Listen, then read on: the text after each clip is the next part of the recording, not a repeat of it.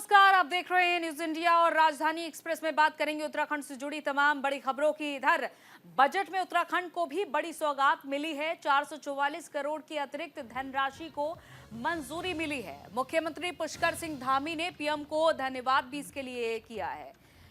शानदार है पीएम नरेंद्र मोदी का बजट, सरकार का बजट, ये कहना है सीएम धामी का। जनता के हित में है केंद्रीय बजट और बजट में किसान, जवान, युवा पर फोकस है। सीएम धामी कहते हुए नजर आए, केंद्रीय बजट में उत्तराखंड को बड़ी सौगात मिली है। मौजूदा वित्तीय वर्ष में प्रदेश को 444 करोड़ रुपए अतिरिक्त मिलने का रास्ता साफ हो गया है। तो मुख्यमंत्री ने कहा है कि राज्य सरकार ने केंद्रीय वित्त मंत्री के साथ बजट पूर्व सम्मेलन में 11 बिंदुओं का निवेदन किया था, जिसका समावेश भी बजट में दिख रहा है। मुख्यमंत्री पुष्कर सिंह धामी ने कहा है कि प्रधानमंत्री नरेंद्र मोदी के नेतृत्व में केंद्र सरकार ने सालाना 12 लाख रुपए तक की आय को कर मुक्त करते हुए देश के मध्यम वर्ग को बड़ी राहत दी है। केंद्रीय वित्त मंत्री निर्मला सीतारमण को शानदार और संतुलित बजट के लिए बधाई देते हुए कहा कि केंद्रीय बजट से उत्तराखंड को कई योजनाओं से प्रत्यक्ष और अप्रत्यक्ष लाभ होगा।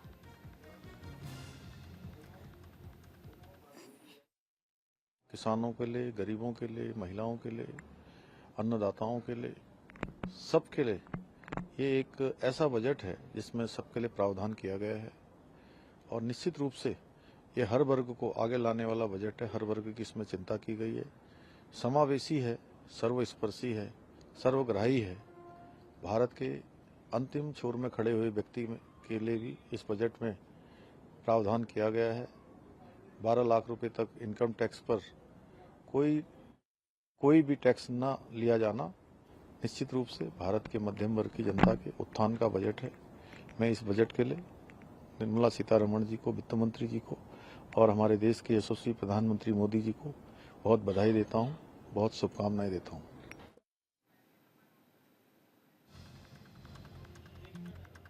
तो पीएम नरेंद्र मोदी को उन्होंने धन्यवाद किया है, क्योंकि उत्तराखंड को 444 करोड़ की बड़ी सौगात इस बजट में मिली है। कल जब वित्त मंत्री निर्मला सीतारमण ने बजट पेश किया, कई बड़ी घोषणाएं हुई हैं। चाहे हम वो सैलरीड क्लास की बात कर लें, 12 लाख तक की सैलरी पर इनकम टैक्स की छूट हो, और बिहार पर फोकस हो, या फिर तमाम राज्यों के लिए बड़ी सौगातें, तो इसमें उत्तराखंड भी शामिल है। उत्तराखंड को 444 करोड़ की सौगात केंद्र सरकार के इस बजट में मिली है और इस पर सीएम धामी ने कहा है कि बहुत बेहतर बजट रहा उत्तराखंड के लिए और इस बजट से उत्तराखंड को कई योजनाओं से प्रत्यक्ष और अप्रत्यक्ष रूप से लाभ होगा। साथ ही इस बजट को उन्होंने बताया कि केंद्रीय वित्त मंत्री निर्मला सीतारमण को शानदार और संतुलित बजट के लिए बधाई। केंद्रीय बजट से उत्तराखंड को कई योजनाओं से लाभ मिलने वाला है। तो उन्होंने इस बजट के लिए धन्यवाद अदा किया है केंद्र सरकार का। तो प्रधानमंत्री नरेंद्र मोदी के नेतृत्व में केंद्र सरकार ने सालाना 12 लाख रुपए तक की आय को कर मुक्त करते हुए देश के मिडिल क्लास को बड़ी राहत देती है। और हमारे संवाददाता अनुज अवस्थी इस खबर पर जुड़ चुके हैं। अनुज, अब तो 444 करोड़ की अतिरिक्त धनराशि राज्य के लिए मुहैया कराई जाएगी केंद्र सरकार की ओर से। कितना लाभ अलग अलग सेक्टर्स में पहुंचने वाला है और क्या कुछ खास रहा है उत्तराखंड के लिए इस बजट में? बजट की अगर बात 1000 जो बजट है उत्तराखंड को मिलेगा, जो निवेश है कानून इस तरीके से बजट पेश हुआ उसके बाद से जब से लागू हुआ तो नए वित्तीय वर्ष में केंद्र सरकार से सहायता मिलेगी। तो 4407 है वो उत्तराखंड मुख्यमंत्री पुष्कर सिंह धामी ने पेश हुए को एक नई सौगात की ग्रीन हेरिटेज के सौगात लोकल एमएसएमई वो ले रहे थे, जो लोकल उनको सब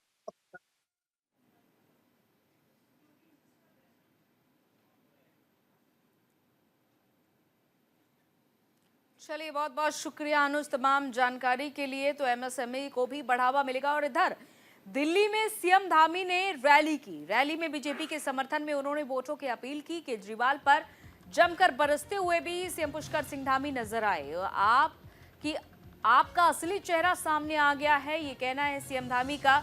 दिल्ली में डबल इंजन की सरकार बनने का भी सीएम धामी ने अपनी इस रैली में दावा किया है। तो मुख्यमंत्री पुष्कर सिंह धामी ने दिल्ली के कस्तूरबा नगर से बीजेपी प्रत्याशी नीरज बसोया के समर्थन में जनसभा कर बीजेपी को प्रचंड बहुमत से जिताने की अपील की है। धामी ने कहा है कि दिल्ली की जनता के जोश को देखकर इस बार प्रचंड बहुमत से दिल्ली विधानसभा में डबल इंजन सरकार बनने जा रही है और अरविंद केजरीवाल की 11 साल की सरकार के झूठ को दिल्ली की जनता ने पकड़ लिया है। खुद को ईमानदार बताते हैं और भ्रष्टाचार में लिप्त है, ये कहना है सीएम पुष्कर सिंह धामी का।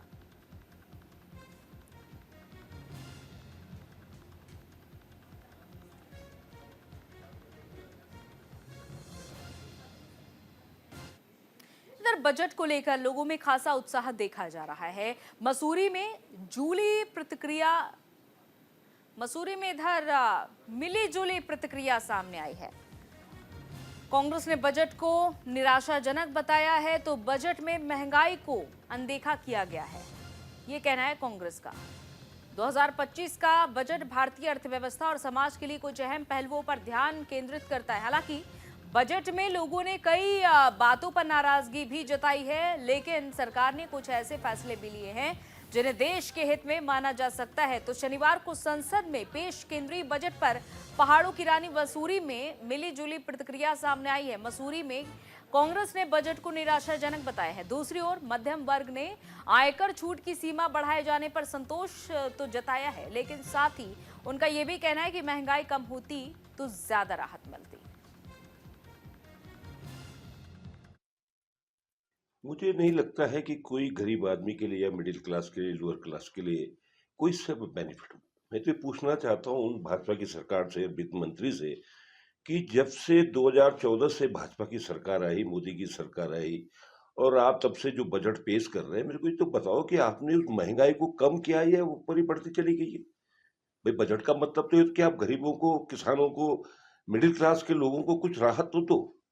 14 में कोई चीज अगर 10 रुपए की थी, वो आज 100 रुपए की हो गई इन 11 सालों में। तो बजट में तो कोई राहत मिली नहीं। आपने अगर इनकम टैक्स में किसी को राहत दी है तो पैसे वाले लोगों को ले दी है, गरीब आदमी के लिए कोई राहत नहीं दी। बजट तो बहुत अच्छा है, व्यापारियों के लिए, मिडिल क्लास के लोगों के लिए बहुत बढ़िया बजट है। इसके लिए तो प्रधानमंत्री और वित्त मंत्री बधाई के पात्र हैं। पहली बार ऐसा हो रहा है कि 1 लाख रुपया प्रति माह कमाने वाला व्यक्ति, सरकार जो नौकरी पैसा है उसे तो 0 टैक्स देना है, व्यापारी को कुल 5,000 रुपये महीना आता है। और सीनियर सिटीजन के लिए भी ये बहुत अच्छा बजट है, उनको एक्स्ट्रा बेनिफिट दिए गए हैं। ये बजट समावेशी तो नहीं कह सकते इस बजट को कि सबकी बात का ध्यान रखा गया हो। इस बजट में कृषि का क्षेत्र हो तो उसमें भी मद में जो है जो बढ़ोतरी होनी चाहिए थी उसको भी घटा दिया गया, रक्षा का बजट घटा दिया गया, स्वास्थ्य का बजट घटा दिया गया, शिक्षा का बजट घटा दिया गया। ये तमाम आम जन की जितनी लाभकारी योजनाएं थी उनको कम करने का कार्य इस बजट में दिखाई दे रहा है। सिर्फ एक जरूर है कि भाई मिडिल क्लास को, सो कॉल्ड मिडिल क्लास, अब मिडिल क्लास तो उसमें भी नहीं आता, उससे बढ़कर हो गया मिडिल क्लास, पर सो कॉल्ड मिडिल क्लास के लिए 12 लाख का जो है, जिसको ये कहा गया है कि भाई इनकम टैक्स में छूट। और हरिद्वार में बसंत पंचमी की धूम देखने को मिल रही है। हर की पौड़ी पर गंगा स्नान के लिए भक्तों की भारी भीड़ उमड़ी हुई है और भीड़ को देखते हुए पुलिस प्रशासन पूरी तरीके से सतर्क है। घाटों पर सुरक्षा व्यवस्था चाक चौबंद कर दी गई है। ब्रह्म मुहूर्त से ही लोग आस्था की डुबकी लगा रहे हैं। गंगा स्नान करके लोगों ने दान पुण्य भी किया है। तो बसंत पंचमी के इस पावन पर्व पर श्रद्धालुओं की भारी भीड़ हरिद्वार के हर की पौड़ी पर उमड़ी हुई है और सुबह ब्रह्म मुहूर्त से ही देश के कोने कोने से श्रद्धालु यहां पहुंचकर मां गंगा में आस्था की डुबकी लगा रहे हैं। शास्त्रों के अनुसार बसंत पंचमी के दिन मां सरस्वती प्रकट हुई थी और इस दिन गंगा स्नान और मां सरस्वती की उपासना का विशेष महत्व माना जाता है। हर की पौड़ी पर श्रद्धालु गंगा में स्नान कर पुण्य अर्जित कर रहे हैं और मां सरस्वती को ज्ञान और विद्या का आशीर्वाद मांग रहे हैं। हरिद्वार में श्रद्धालुओं की भारी भीड़ को देखते हुए पुलिस प्रशासन पूरी तरीके से सतर्क है और सुरक्षा व्यवस्था चाक चौबंद कर दी गई है।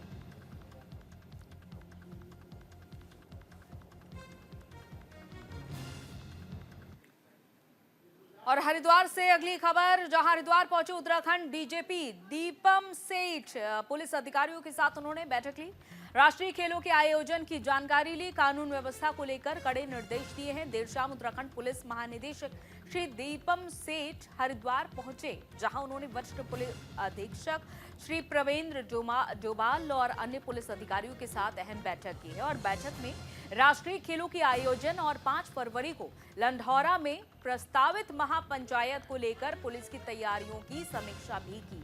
डीजीपी ने अब तक की गई तैयारियों की जानकारी लेते हुए कानून व्यवस्था को मजबूत बनाए रखने के सख्त निर्देश दिए। उन्होंने कहा कि किसी भी प्रकार की लापरवाही बर्दाश्त नहीं की जाएगी और आवश्यकता अनुसार कड़े कदम भी उठाए जाएंगे।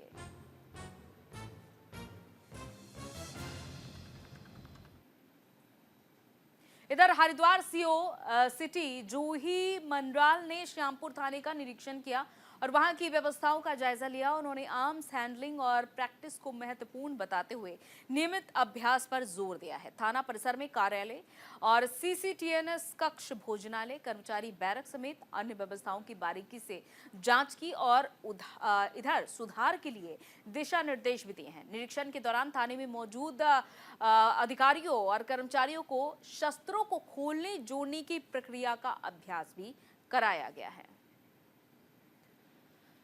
उत्तरकाशी के बड़कोट में पानी की समस्या करोड़ों की नलकूप की योजना के बीच में रुकी हुई है। वन भूमि हस्तांतरण नहीं होने के कारण रुका है काम, तो मुख्य टैंक से पाइपलाइन जुड़ नहीं पा रही है। नगर पालिका बड़कोट में आए दिन पानी की समस्या बनती जा रही है। 20,000 से भी ज्यादा जनसंख्या वाली नगर पालिका इन दिनों सभी वार्डों में पानी की समस्या उत्पन्न होनी शुरू हो चुकी है।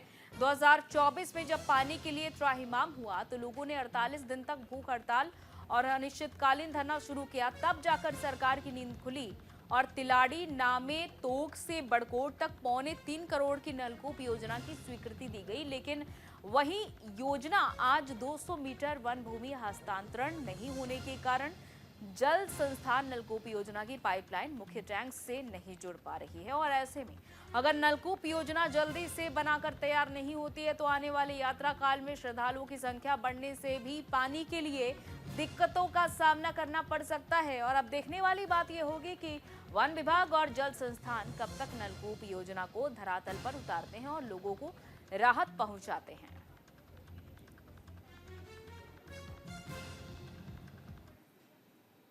जैसा कि आपके माध्यम से पता चला है कि जो हमारे यहाँ पंपिंग योजना स्वीकृत हुई थी और उसमें काफ़ी कार्य हो भी चुका है और कहीं ना कहीं उसमें जो दिक्कत आ रही है वो फॉरेस्ट डिपार्टमेंट की तरफ जा रही है।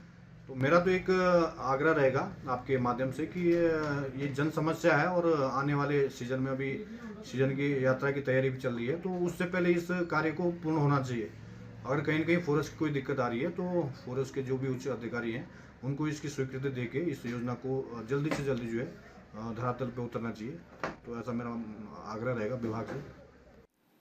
इधर हरिद्वार पुलिस को बड़ी सफलता मिली है, जहां नाबालिग बालिका के अपहरण का खुलासा हो चुका है। पुलिस ने आरोपी को मथुरा से दबोचा है। पुलिस ने नाबालिग को सकुशल बरामद कर लिया है। तो हरिद्वार की कोतवाली रानीपुर पुलिस ने नाबालिग के अपहरण की गुत्थी को सुलझा लिया है और बड़ी मशक्कत से नाबालिग के अपहरणकर्ता को यूपी के मथुरा से धर दबोचा और नाबालिग को सकुशल बरामद किया है। हरिद्वार पुलिस को 3 जनवरी को अपहरण की शिकायत मिली थी, जिसके बाद टीम का गठन कर नाबालिग को बरामद किया गया और आरोपी को गिरफ्तार किया गया।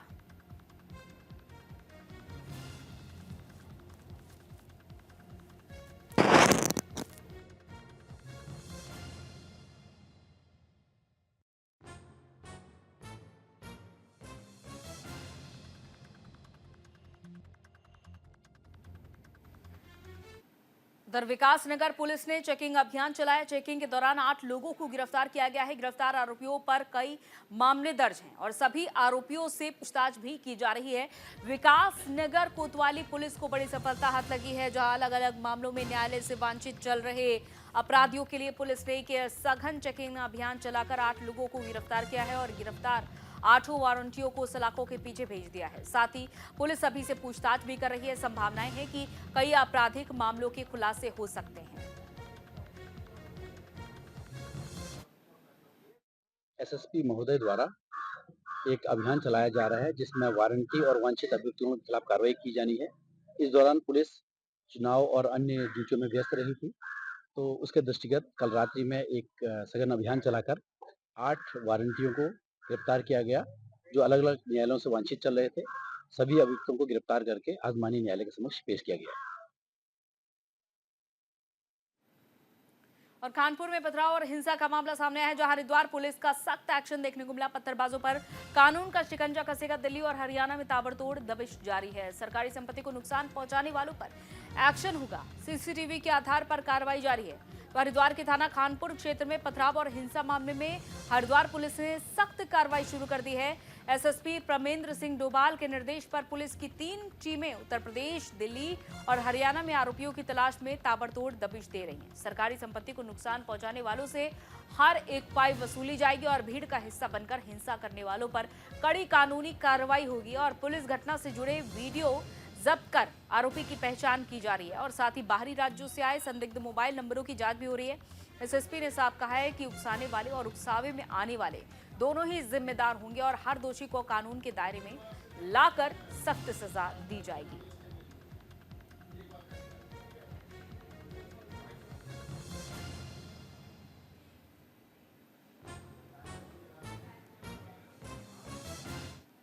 और इधर उत्तराखंड किसान मोर्चा के राष्ट्रीय अध्यक्ष चौ गुलशन रोड के नेतृत्व में रुड़की में ऊर्जा निगम के एससी कार्यालय पर किसानों ने धरना प्रदर्शन किया। किसानों ने बिजली विभाग के खिलाफ नारेबाजी कर आरोप लगाया कि ऊर्जा निगम के अधिकारी किसानों के 5000 बिजली बिल पर कनेक्शन काट रहे हैं। किसानों के बिल पर पेनल्टी माफ नहीं की गई, जबकि पड़ोसी राज्य उत्तर प्रदेश में किसानों की बिल की पेनल्टी माफ की गई है। के विद्युत विभाग रुड़की सर्किल जो है ये किसानों के कनेक्शन काट रहे, 5000 रुपये भी काट रहे। पेनल्टी आज तक माफ नहीं हुई। पड़ोसी राज्य उत्तर प्रदेश में कंटिन्यू जो विद्युत अधिभार है पेनल्टी माफ चल रही। हमारी विभाग से मांग है और सरकार से भी मांग है और अपने जो विधायक हैं इस जनपद के, चाहे कांग्रेस के हो चाहे भाजपा के, उनसे भी ये मांग है कि आप किसानों की समस्याओं को प्रमुखता से उठाओ। किसान की पेनल्टी माफ होगी जब भी वो बिल जमा कर पाओगा। किसान पर बहुत बड़ा पिछले साल फसलें मर गई थी आपदा के कारण, तो किसान इस स्थिति में नहीं कि वो बिल जमा कर दे। तो हमारी मांग है सरकार से भी और विभाग से भी कि विद्युत पेनल्टी जो है विद्युत अधिभार वो माफ किया जाए। और सीएम योगी आदित्यनाथ इस वक्त यूपी के गोंडा में मौजूद हैं। आइए आपको सुनवाते हैं क्या कुछ कह रहे हैं।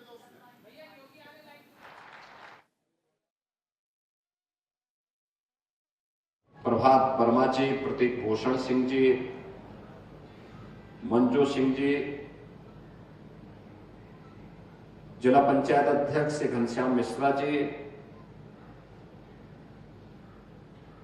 भारतीय जनता पार्टी के अध्यक्ष श्री अमर किशोर कश्यप जी, डीजी फॉरेस्ट श्री सुशील कुमार अवस्थी जी, प्रमुख सचिव उत्तर प्रदेश शासन श्री अनिल कुमार जी और आज के इस कार्यक्रम में उपस्थित केंद्र और राज्य सरकार के सभी अधिकारीगण, इको टूरिज्म के क्षेत्र में रुचि रखने वाले सभी अन्य उपस्थित विशेषज्ञगण और बहनों और भाइयों, आज का दिन जनपद गोंडा के लिए बहुत महत्वपूर्ण दिन है, जब यहां की एक प्राकृतिक झील को एक अंतर्राष्ट्रीय मान्यता प्राप्त कराने के उद्देश्य से वर्ल्ड वेटलैंड्स डे के अवसर पर यह कार्यक्रम यहां आयोजित है। अर्गा और पार्वती नाम की 2 प्राकृतिक झील, यह वास्तव में प्रकृति की मूल स्वरूप की ओर हम सबका ध्यान आकर्षित करती है। और कितना बड़ा इसका एरिया है, मुझे पहली बार यहां पे आने का अवसर प्राप्त हुआ है, क्योंकि मैं अक्सर इधर से होकर के गुजरता तो था, लेकिन मुझे लगता है कि भारत की उस विरासत की प्रतीक है जो यहाँ पे घाघरा और सरयू नदी के कारण सैकड़ों वर्ष पहले जो एक प्राकृतिक झील बनी, उस झील का स्वरूप आज भी उस रूप में यहाँ पर मौजूद है। वह हम सब के लिए अत्यंत महत्वपूर्ण है और इस कार्यक्रम को यहाँ पर आयोजित करने के लिए मैं आदरणीय प्रधानमंत्री जी का, केंद्रीय पर्यावरण और वन मंत्री के रूप में यहाँ के लोकप्रिय सांसद को हृदय से धन्यवाद देता हूं कि उन्होंने इस कार्यक्रम को यहाँ पर आयोजित करके उसको एक मान्यता प्रदान करने का काम किया है।